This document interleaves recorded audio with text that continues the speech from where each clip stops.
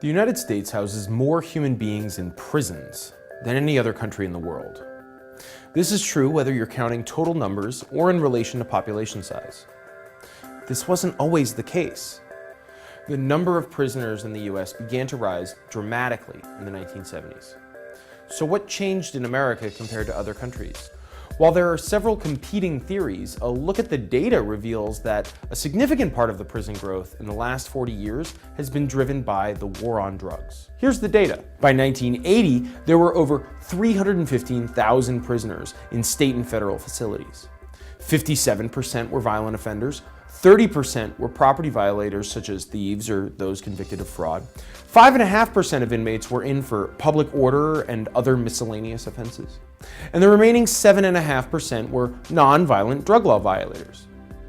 10 years later, the drug war had grown, and the total American prison population had more than doubled to over 740,000 inmates.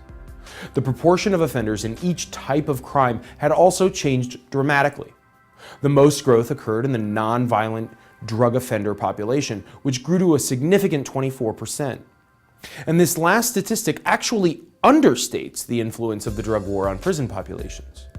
Many studies have shown that drug prohibition causes violent crime by leading to the formation of gangs and cartels. And thus it is safe to say that the number of violent criminals under prohibition is higher than it would otherwise be. From 1990 to 2000, the drug-driven population growth continued.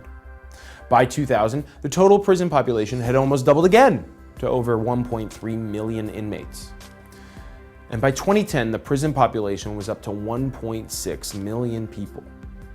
The growth has started to settle and even decline in recent years, but the proportions of offenses are retaining their post-1990 levels.